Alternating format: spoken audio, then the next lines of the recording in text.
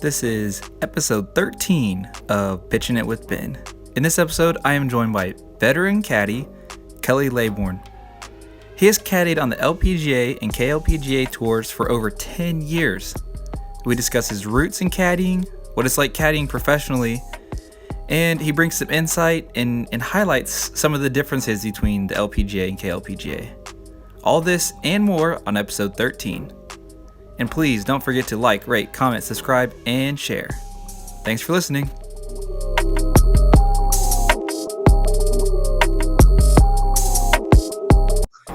So anyway, we talk about you real quick. You and your caddying career. Just caddy insights. I'd like to talk about that a little bit. Yeah. Where do you want to start? At the beginning? I do want to start, how did you get into caddying? I've known you for 3 years now. Kind of the old, not completely the old-fashioned way, but I mean, as it used to be, where every caddy started at a club, right? Back in the day, before there was a traveling caddy, even the PGA Tour, they just used the locals at the private clubs they went to, right? Right. So I don't even know how many guys even know that anymore, the young guys. But so I was, of course, I was a golfer growing up. I played in college. I worked at golf courses in high school, and there's always something I always liked being at the golf course. And then I went to Korea. I was teaching English there for 3 years. And then when I came back, I was looking for wide open spaces. I mean, I was like, it's very densely populated here. Of course, you can get claustrophobic. So I was reading up on when I got back. I was reading up on places to go where I could work or where I could go caddy. And the closest place to Seattle was Bandon Dunes. Ooh. In Oregon. Have you heard of it? Yeah. Yes. You should have it. It's amazing how many people haven't actually heard of it, and it's like the number one public resort in the country. Yeah, and it keeps getting bigger too. Yeah, they just built another. They just completed the sheep ranch, but so I just took a chance. Filled up my truck with everything and drove down there, and of course it was like any first-time job. You just kind of go in there. You had to go in early, 6 o'clock in the morning, and sign up and wait for a bag. And sometimes you'd sit there till 4 o'clock or 3 o'clock waiting for a job. And finally got out and was good enough that eventually got recommended or whatever. And then in the middle of the first summer, I met a couple of other guys who had already caddied on the PGA or caddied on the LPGA or web. And I don't know if you ever met him. His name was Doug Wilbur. Okay. Uncle Doug. He's probably 55, 56 years old, something like this. We sitting down on the picnic table out in front of the caddy shack, and we started talking about Koreans and Korea. And, at that time I had a pretty rosy view of, everything Korean. I was had a great attitude about it. He's like, man, why do you don't know anything. Wait until you come out on tour for a while. You might change your opinion. But so anyway, we got to know each other. He had worked for a girl named Ji Young-oh. Maybe you remember her? Did you ever meet her? A little bit. No, I don't think I met her though. She might have retired. I don't know when she retired. It might have been just a couple years ago now. Gosh, time's flown by. It might have been 3 years ago now. I don't know.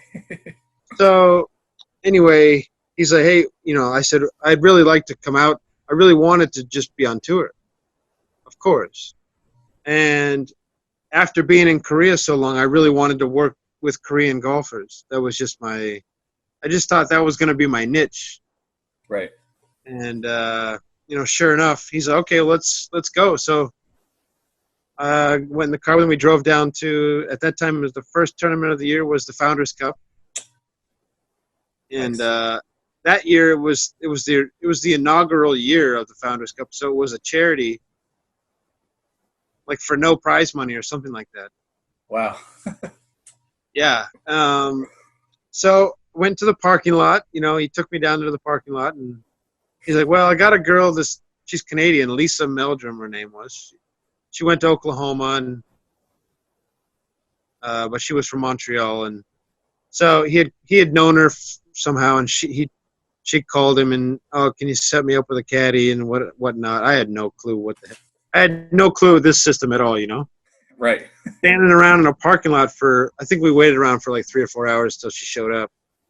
And so basically I just got the job, straight away, as soon as she showed up. Okay, yeah, this is the guy, Doug introduced me to her in the park. Oh yeah, there's the guy. And okay, cool. So off we went, and had a pretty good week, actually. I think Sunday she made a double bogey on the 10th hole on Sunday and kind of derailed their tournament. But overall, it was a pretty exciting week. And I fell in love with being inside the ropes. I just I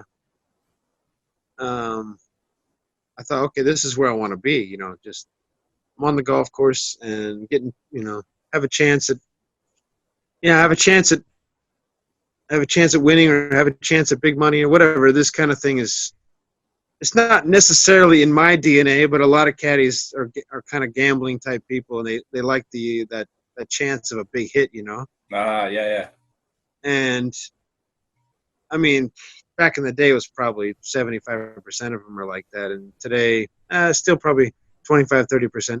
But everyone's got their own reasons, and you still have to be pretty passionate about the game, because you'd run out of steam doing season after season if you weren't really into it. I mean, it's really can be hard, Yeah,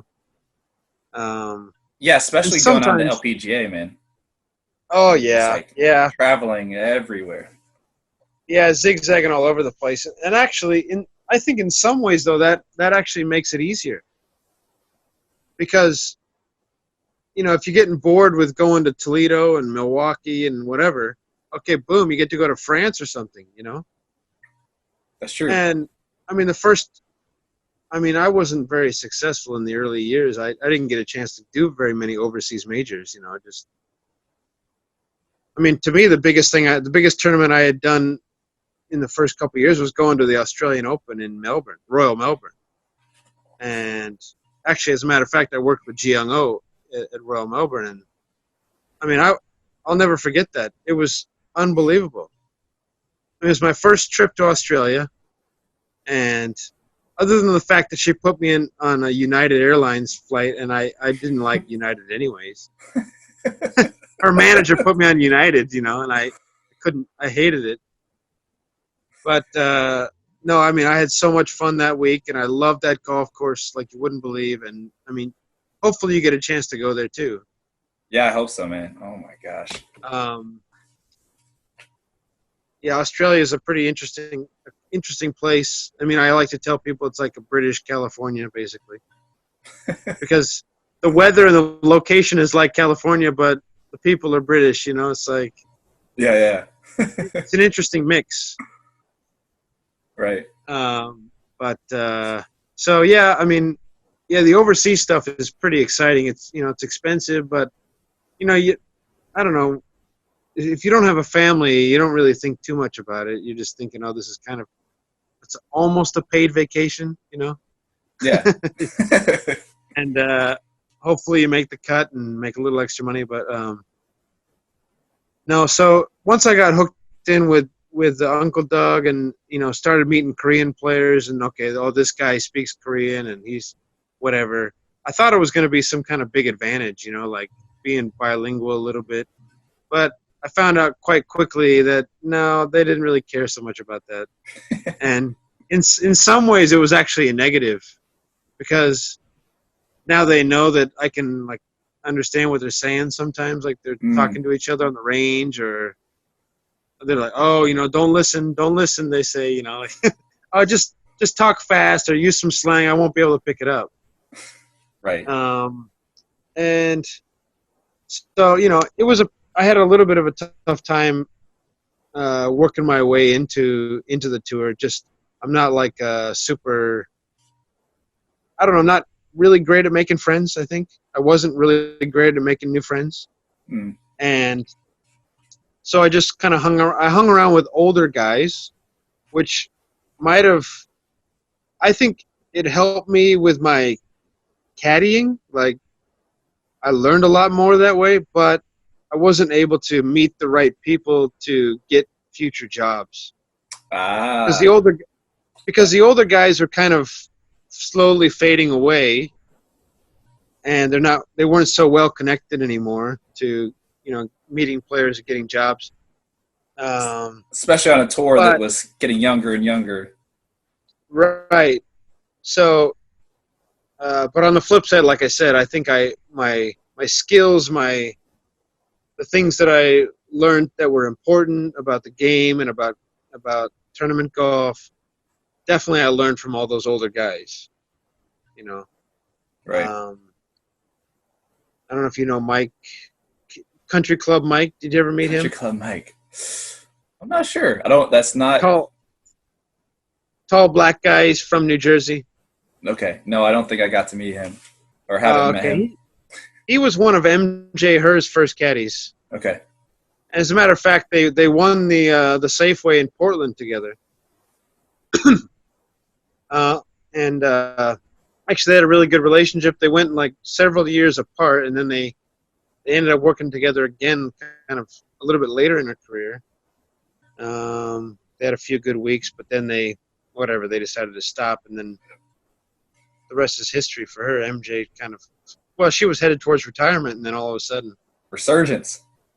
she got married, and she was so happy married. And I remember I went to the British, the Scottish, in 2018, I guess it was, and I didn't have a job, and I just took a gamble because, I love going over there. It's probably besides that and the Australian Open are probably my two favorite tournaments to do. And I love Scotland. I have ancestry going back there, and when I go there, I have a great feeling there. And Is that because of the golf courses? Like, yes, yeah, because of the golf courses and the people just in general. Yeah. The weather, even though you get a lot of bad weather, but when it's nice, it's phenomenal. You get a 72-degree day there, and it's absolutely amazing. Yeah. So I would say probably for you as a golf journalist or whatever, probably the British Open might be the first one you'd want to go to if you get another chance to go to overseas. Yeah. And then maybe Australia, just partially because the golf courses are so special, and the little towns are so special. Like a couple of years ago, Royal Lytham and St. Anne's. I mean, what a place! What a cool place! I mean, and to have the golf course be basically locked in by like a railroad on one side and then like houses around the other three sides. I mean, it's so unique. Right. I mean, but yeah, anyway, I ended up working for MJ that week in the Scottish because she was just there with her husband, and she found out I was there and called me right. Oh, can you work? Sure. But during the practice round or whatever, she's like, Kelly, I'm retiring. This is it. She sounded so confident in that, so sure that this is what she wanted to do. And maybe she also thought she might actually lose her card. Yeah. And if she was going to lose her card, she definitely would retire, or just the feeling of, they have a lot of pride. Koreans have a lot of pride, and if they still only thinking of exemption.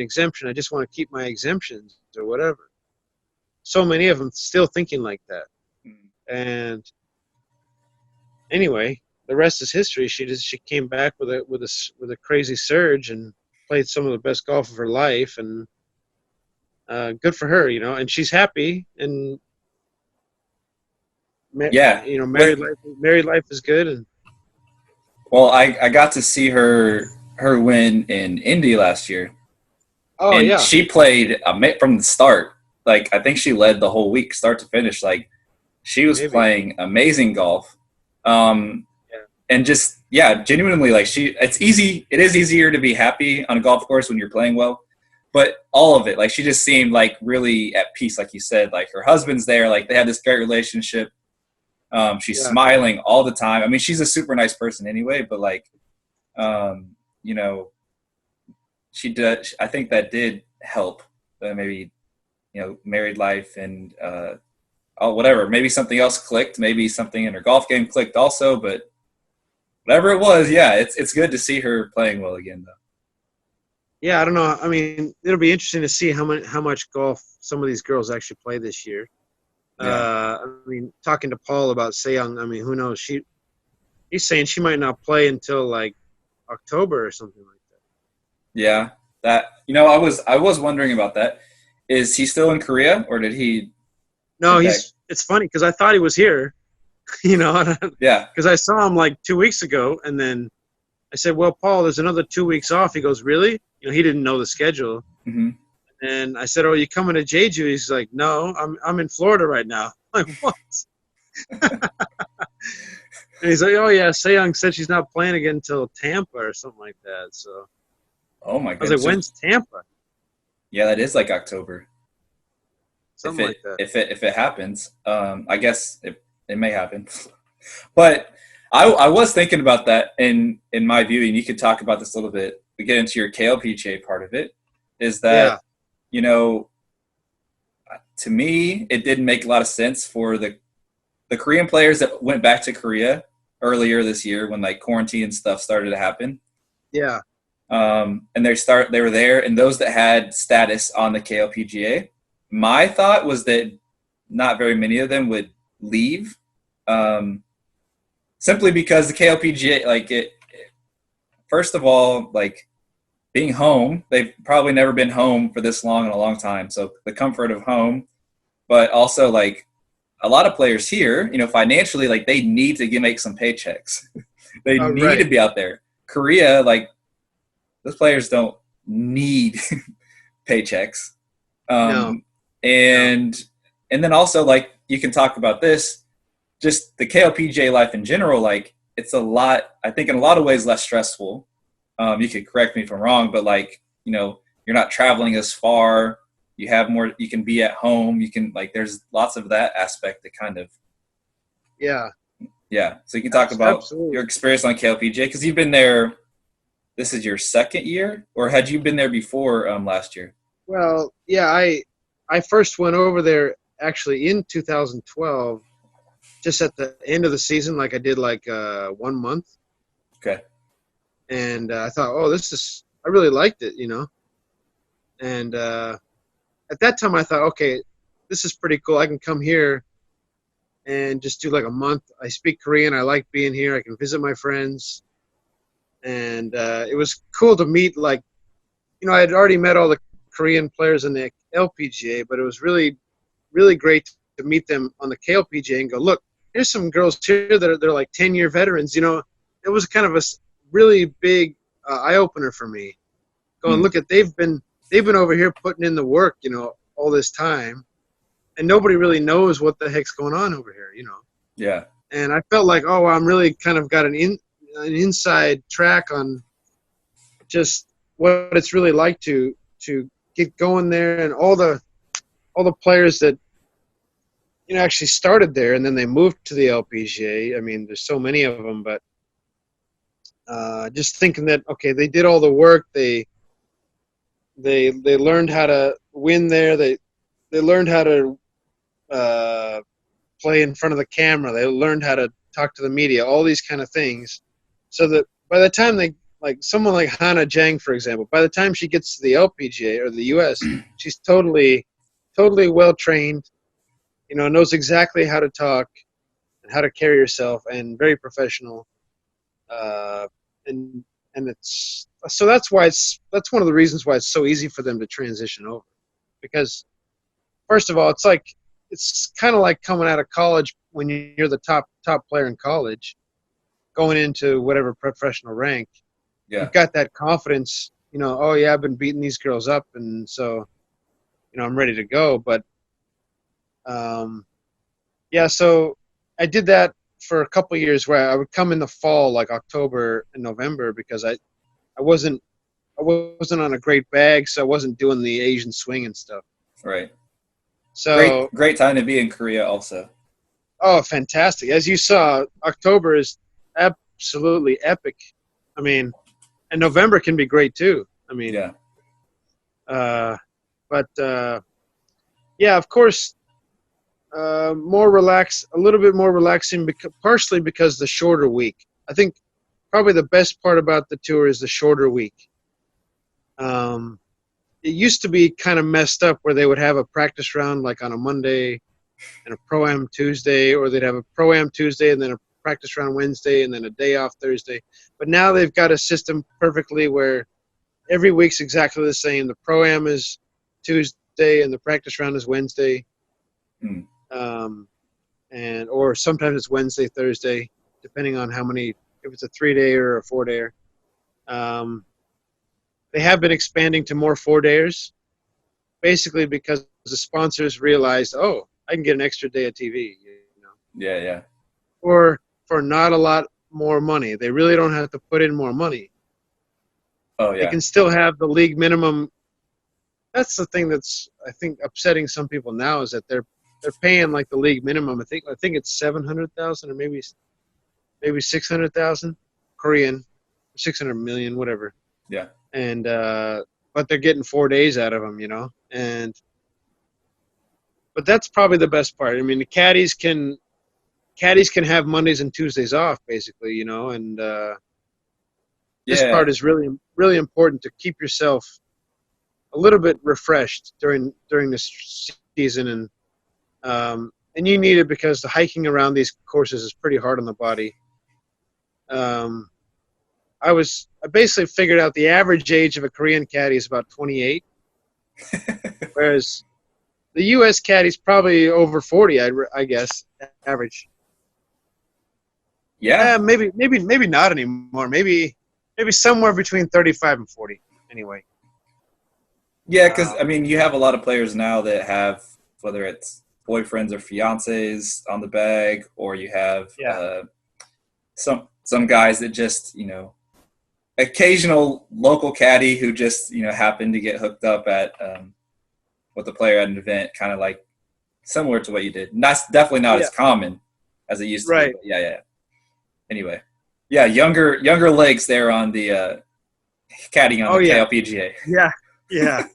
And I don't know, there's probably a variety of reasons why they like the younger guys, but because they will basically, they're easy to train, you know, and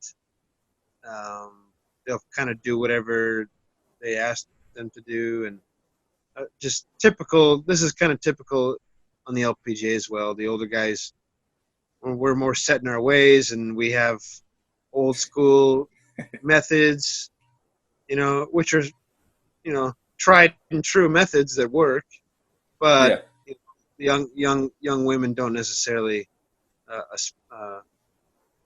like to try those old tried and true methods or whatever. But as far as for the players over here, they must like that too. I don't know. I mean, I was talking to my player today. I'm working with it first week with her, and she spent her prime years, like from 9 years old to 18 years old, she was in New Zealand. Oh, wow. And, you know, the American audience doesn't really know her, but I read articles, I saw some articles a few years ago, but she was actually, you know, neck and neck with Lydia, you know, back when they were both juniors.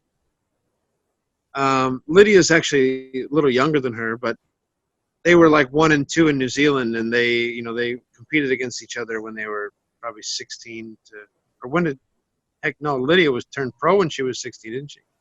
Yeah, she won the Canadian Open when she was 15 as an amateur. Right. And then was pro at 16 or 17, but so this girl, who her English name was Cecilia Cho, she was probably 17 when Lydia was 14 or whatever, you know, Gotcha. Something like that. But you know, and then she made the move to Korea. She came back to Korea and started on tour here, and she's done pretty well. She's won several times, and she's exempt for the U.S. Open this year. Oh, wow. I think either probably her Rolex ranking, or I'm guessing a Rolex ranking. I haven't really checked about that so much this year, just because I'm not, there's so much disorder. I haven't really been paying attention to stuff like that. Yeah. But yeah, I don't know. There's a lot of things about the Korean tour that are kind of strange. Maybe this things like pin positions are a little bit different than what we would be used to. But they still get the great scoring. So girls still stick it tight and they still make putts, and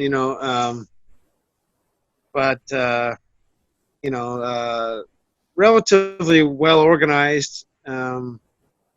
It's just a lot less fluff than the LPGA. It's just as you saw, even at that Hana Bank, it was pretty mellow, wasn't it? Yeah. Well, you're talking about like when it was still the LPGA Hana Bank or the KLPGA last year. They changed the name, but yeah, it's same tournament. The one that you came to, the KLP. Yes, last year. Yeah, it was pretty laid back. Actually, I was shocked because I think just like because some of the LPGA players came over too, and the caddies, and we had this conversation there too about some of the other caddies, how they were like kind of freaking out. I can't think of his name right now.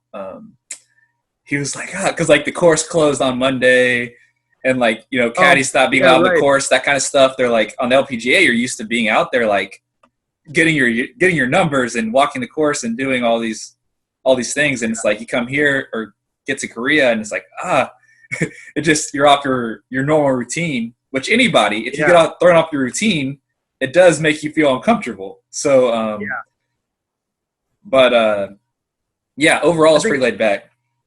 I think a lot of those caddies, and I think I approached one of them about that. I said, listen, there's a lot of rules. You can't go to the course, or you can't do this, or you don't do the pro-am, but I realized like rules are good.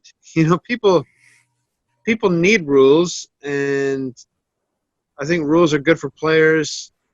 And yeah, LPGA is nice and free and whatever, but I think actually it could use more rules, I think.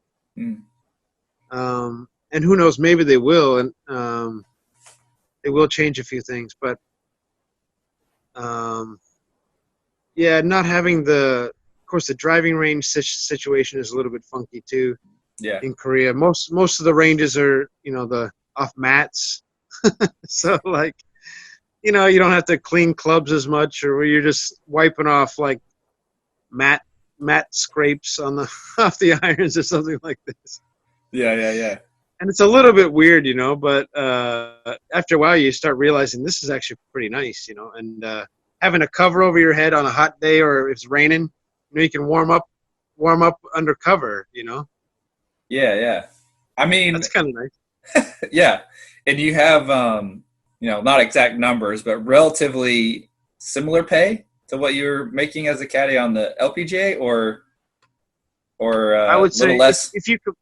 If you compared like standard of living cost to standard of living cost or whatever, it's probably more here now. Really?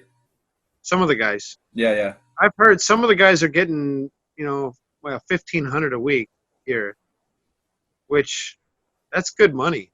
Yeah. Considering you have like 2 less days of work equivalent. Yeah. Yeah, you got Monday and Tuesday off, and actually practice rounds are usually in a cart, so we don't have to carry on a practice day often. Like today was free practice, so we did carry. But the course was actually surprisingly easy to walk. I couldn't believe it. It's a beautiful golf course. We're in Jeju again, but on the northeast side. Okay. So it's a course they haven't used before, but it's a nice place, and it looks very tropical. Like it doesn't feel like a Korean course. It feels like you're somewhere in like it's a kind of a cross between Vietnam or Thailand or Florida. It's like something like that. Yeah, I saw a couple of videos, I think, and it looked like there's a lot of water. It looked like in that area. Yeah, it's not. I guess it shouldn't. I couldn't say it's Florida because it's too.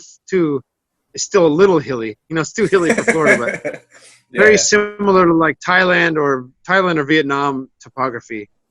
A little bit of hills. Small hills, but and today is so humid. The weather forecast looks pretty good. We had some heavy downpours that lasted like 10 minutes at a time today, but the forecast is pretty good, but humid, very humid, finally. And yeah, like you said, overall, this tour is, I've been able to go home on Sunday nights, or the guys. And this is the thing, going back to what you saw when the LPGA guys came to Incheon there, and they're freaking out about not being able to walk on Monday. It's the feeling it's the paranoid feeling of, oh, I'm not going to be prepared. Mm-hmm. I think this kind of feeling and not having anything to do, on Monday. Right. Like, okay, I'm bored. I just wanted to go to the golf course. But if you can have a normal life, and okay, on Monday, Tuesday, I have a normal life. I go spend time with my girlfriend or my wife, or I go to the doctor's appointments, things like this that we can never do like during the season. Yeah, I definitely get you. Because, that's what I was going to say earlier, was that I got in for a shock when I was there last year, because I got there on a Monday and I showed up Tuesday. And I went to the course like I normally would. And like Tuesdays are usually, like practice days are usually when I get to talk to people more. I would do interviews. I know some Korean, and definitely not fluent enough to pull off an interview at this point. But, go out and do some things. And I went to the media center, and it was dark. Like, there were things like things weren't even set up yet. And I was like, oh. And luckily, like I had some contacts there too. In fact, like Sue, she was helping with the media, or with the media in total that week, I think. So I talked to her, but I was like, what do I do? And they gave me like a special exemption or something to go take some like walk the course, basically, because normally it's closed to people, I guess. Definitely don't have spectators like on practice days, right? Right. I mean, no, definitely not. Yeah. So, yeah, I mean, it's just laid back because, when you can do the whole tour domestically like that, and in a state the size of the state of Indiana, basically, it's just it's so easy to move around. They got all the TV. That's the other thing. The TV is so easy to do, and I suspect they haven't been able to do so much this year, but last year they really started to get creative with what they're doing for broadcasting now, because they're looking at wireless, and I think this company, it was some kind of 5G thing last year they were doing with wireless. Yeah. They were experimenting where they would choose like one group. It was like a group of the day. It wasn't the featured pairing, but it was like it was the wireless company's featured pairing of the day. Yeah. They would do some streaming. And, talking to Dean about this, we realized, golf is such a production, getting all the wires set up and the towers. And it's so expensive paying for this and that. And it's really a lot of money wasted. With technology today, you can do so much with so little, really. You could be paying a group of college, guys who are majoring in, photography or videography, whatever, filmography guys, just send them out there. You don't have to pay them hardly anything. They could be like their school project, for God's sakes, Yeah. And they get a kick out of it here. A lot of young guys working on the crews here. Yeah. Maybe they're not getting paid much. I don't know, but it's just interesting to see what you really can do with the modern technology now. You don't really need all these big trucks and huge operation. Yeah, I suspect, just like in the camera world, for instance, mirrorless is becoming. The mirrorless technology is becoming better and better, which is essentially like makes the cameras quieter or almost completely silent, which in golf which in golf is like a major game changer. You can be closer. Yeah, right. You can get backswings, not have to worry about, so you get pictures you've never gotten before or never been able to get before. And it's almost like it's getting closer to catching up to the top level of DSLRs. So, the streaming services, we have it everywhere for nearly everything. Golf, that is close because you watch, like, it's work for a lot of people that could potentially be lost, or several people that be lost. But it's a lot of time just running cables. Like, I've watched LPGA events. They just, like, it's a whole day just, digging up grass, hiding cables. And, it's a job. So it's getting there. But I just want to touch on real quick. So you've gotten to see, both tours now, LPGA, KLPGA up close. And on LPGA, obviously, we saw, was it like 6 straight Rookie of the Years came from Korea. Right. And this year, of course, it's frozen, but it seemed like Hyejin Choi was like kind of the next, like we would think would have been the next in line to kind of make that jump to LPGA, but she decided not to. Do you think, and we saw like Hana Jang, there could be different reasons, but she went back to Korea. She left the LPGA. Yeah. It's so competitive on the KLPGA.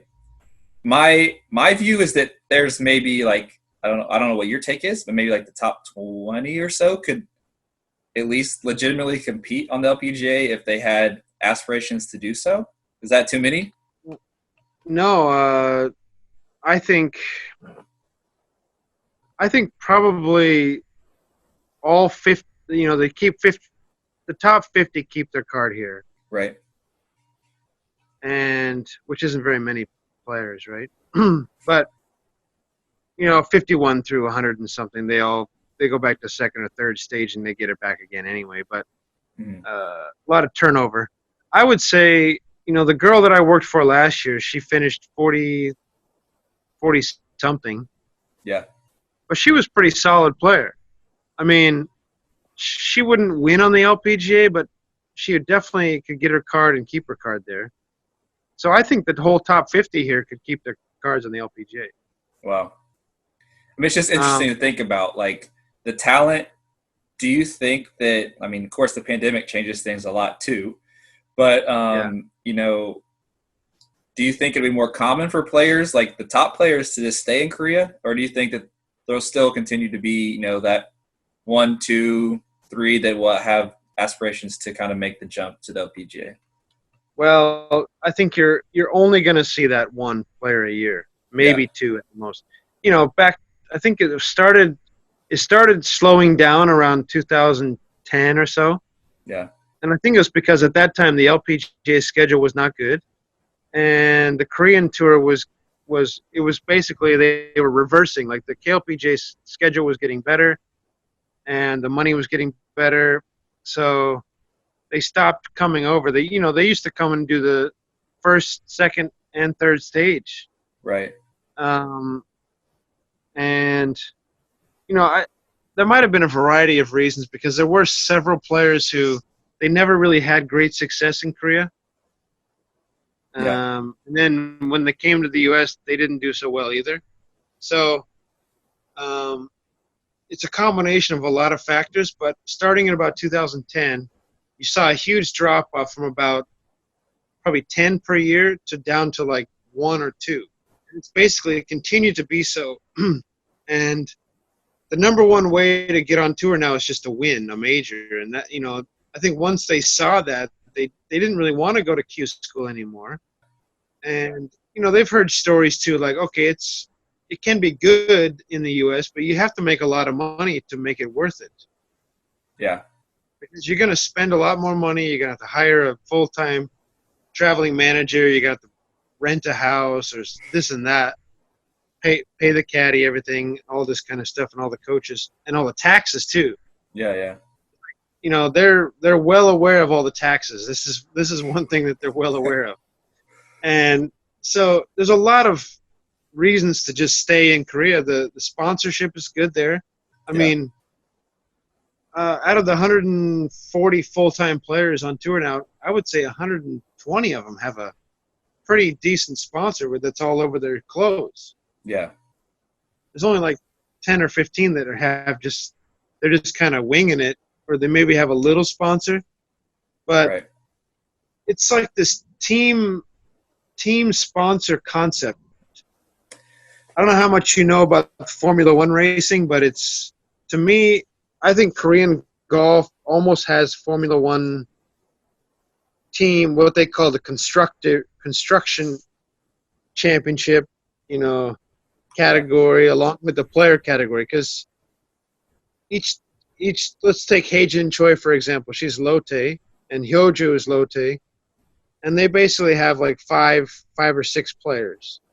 Is the Lotte team. Every year they make a calendar, they make a bunch of pictures together. Yeah. The company brings them in to do the photo shoot, and really, if they wanted to, they could have their own, like, they can go to winter camp together, winter training together with a coach, but they choose to do their own thing. The big girls often choose to do their own thing, but if they wanted to, these team sponsors will organize that for them. Wow. So, and then they build a bonding. It's a bonding experience. They stay in the same house. They have somebody cooking for them. You have two older sisters, maybe, and two younger sisters, something like this. You have maybe a veteran girl and a couple of younger girls. And this is kind of how I got into Korean golf. With Uncle Doug, we went down to California and we did the camp with the Hanwha players. Yeah. I didn't tell you. That's really how I got my into the KLPGA, and just opened my eyes to the whole system, this whole team system. So Right. There's probably, like, just a guess, maybe 20 companies that each have maybe at least 4 players. I might be exaggerating that, maybe 15. But that's a pretty big.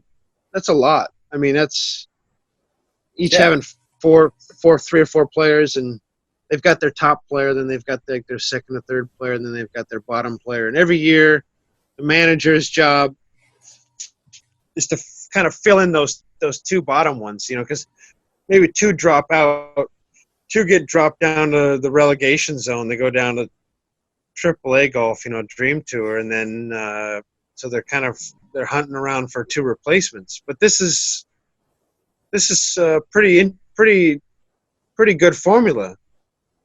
Yeah. And I don't know how much they're getting paid. The last girl is not getting paid that much money, to have their contract, but it can't be too bad. And then the top girl's probably is at least making 6 figures. Yeah. The top girl for each company is probably making 6 figures, and then allegedly Jung-Un 6 had the biggest contract of all time last year with her Daebang Construction. Yeah. I don't know the numbers, but I heard it was the biggest that had ever been made. Wow. Maybe Jin Young's bigger now. I don't know, but so yeah, it's a combination of money, and also, they had a lot of deterrence in place where the girls were not allowed to skip too many tournaments, or they couldn't skip a defending champion, couldn't skip a tournament. They'd lose their prize money or something like this. So they had a lot of deterrence to stay, and the Q school schedule was interrupting during, like, Korean major season, and it's kind of hard to go over there and miss 3 or 4 tournaments here. It's a big risk. So that's why you're basically from here on out, you're only going to get maybe 1 a year. So you think it'll be? Yeah. Go ahead. Haejin and another girl named Ayun Cho are probably the 2 with the biggest aspirations. Like, I don't know if they want it so much as their management company and their parents want it, Right. Ayun is not ready at all, but even though Ayun almost won the Australian Open, she almost won the Vic Open, right? Yeah. I kind of forgot about that, but you almost picked up that exemption right there. But now she's not playing very well at all right now. But definitely Haejin is the one I would expect. to make the move. So I think she's planning on playing the British. She signed up for the British. She'd probably play A&A if she can, and definitely the U.S. Open. So I just don't know. I think she's already gone through her window. I don't see her winning one of those tournaments, though. Cajun?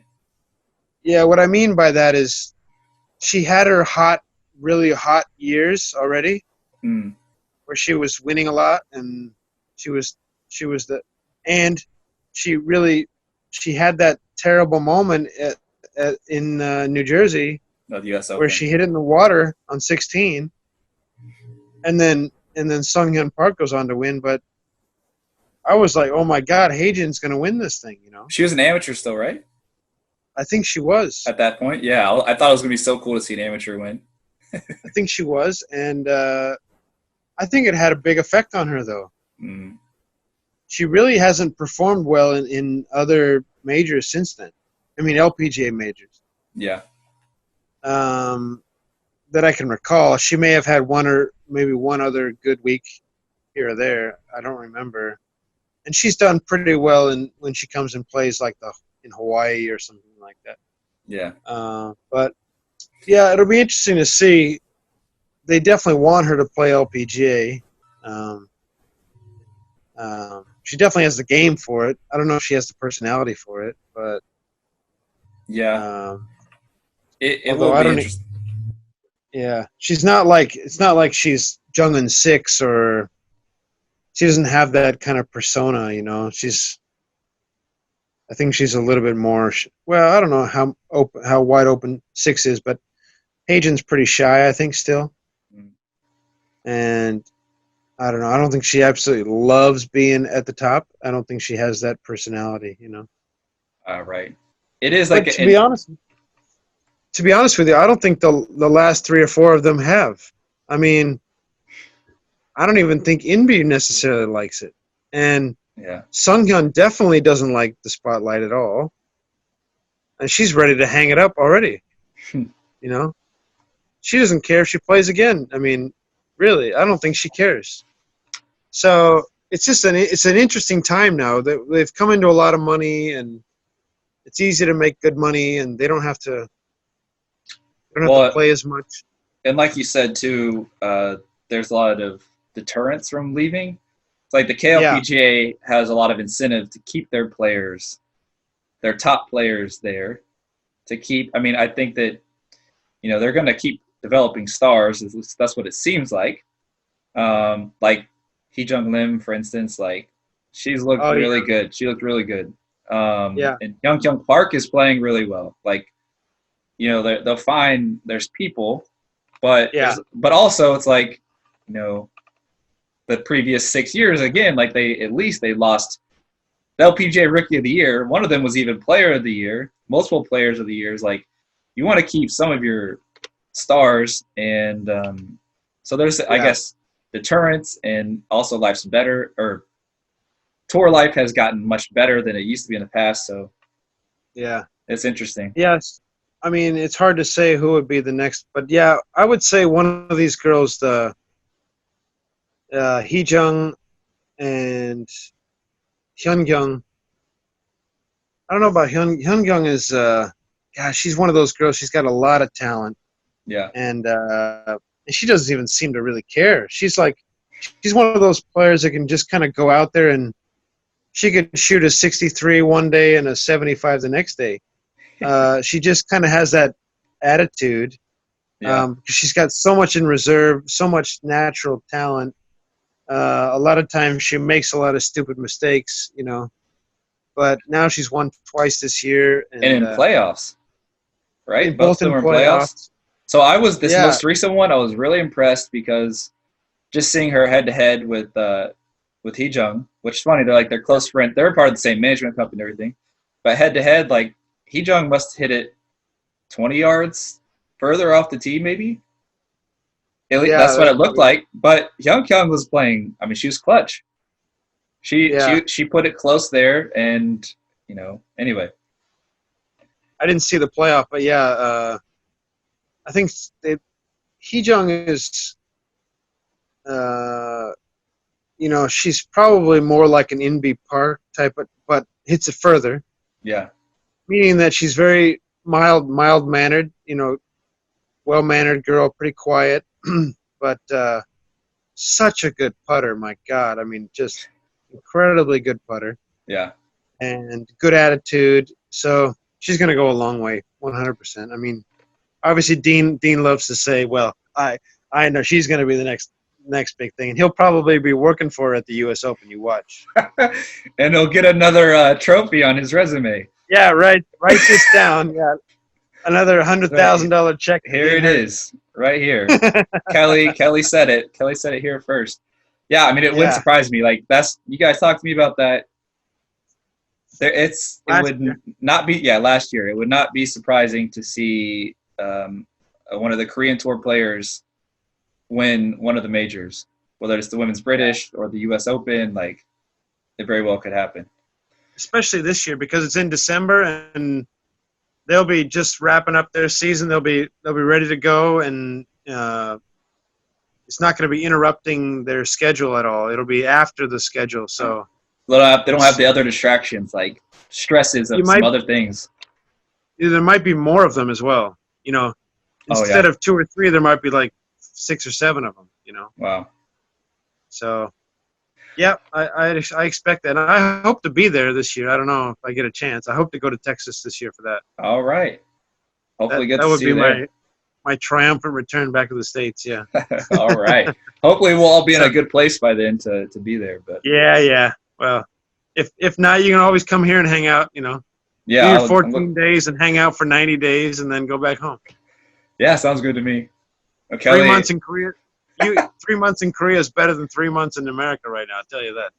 Right now, yeah, I agree. I've been at home for 4 months now, so I would love to get out and have some awesome food and go hiking and stuff. Oh my goodness, but yeah. Yeah, right. Well, I appreciate your time, Kelly, and I wish you best of luck this week. Get some sleep. Appreciate it. Yeah. Luckily, I have an afternoon tea time tomorrow, so yeah. Get some sleep. All right, we'll try it again some other time, yeah. Yeah, all right. Talk to you later. Okay, later, Ben. Thank you. Yep, see ya. Bye. Thank you for listening to episode 13 of Pitchin' It with Ben.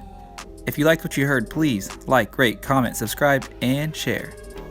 See you in episode 14.